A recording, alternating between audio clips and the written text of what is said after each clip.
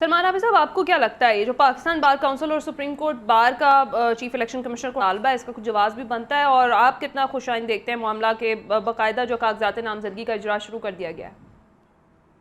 دیکھیں، اب رضوان رضی صاحب نے تو اس کو داخلی لڑائی قرار دے دیا ہے، حکمران اتحاد کا یا حکمران جماعت کا۔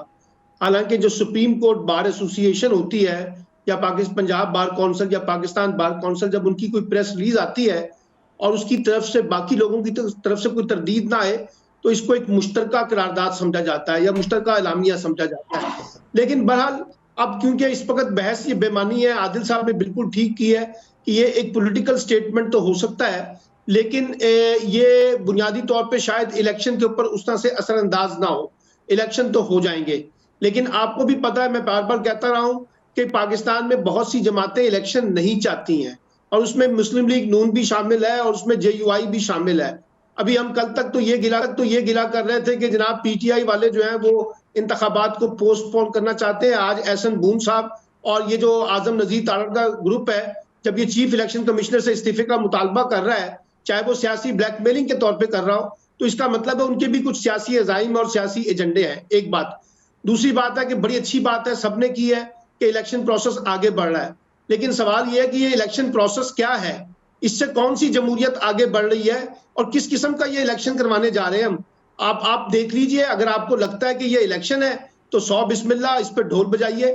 یہ تو اس وقت ایسا لگتا ہے کہ جیسے کوئی یک طرفہ الیکشن کروانے کا فیصلہ کر لیا گیا ہے ایک پارٹی کے خلاف، اور اس پارٹی کو انتخابات میں کس حد تک اجازت ملے گی الیکشن میں حصہ لینے کی، ان کے انتخابی امیدواروں کی، یہ بھی آنے والے دنوں میں پتہ چل جائے گا اور واضح ہو جائے گا کہ کتنی سپیس ملتی ہے PTI کو الیکشن میں جانے کے لیے۔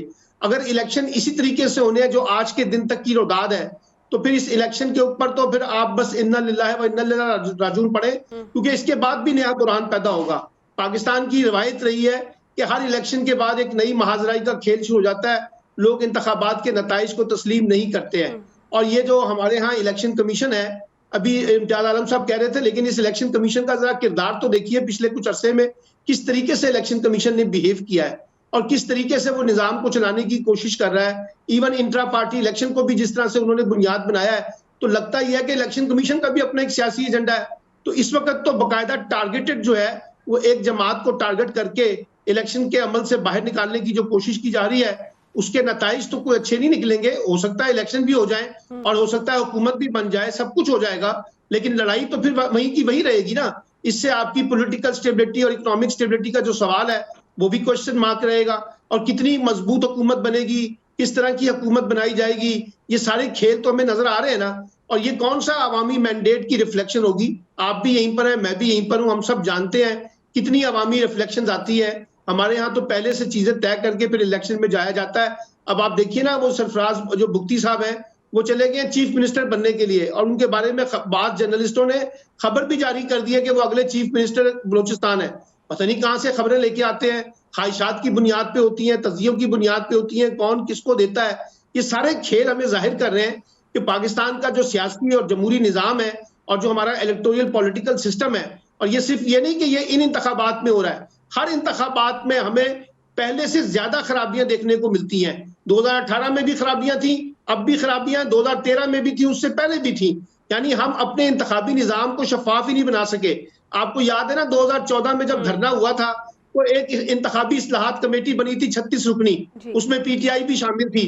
اس وقت سے شروع ہو جائیں 2013-14 سے لے کے آج 2023 ہے، ان 10 سالوں میں کون سی آپ نے ایسی انتخابی اصلاحات کر لی؟ کون سا آپ نے الیکشن کمیشن کو خود مختار بنا دیا؟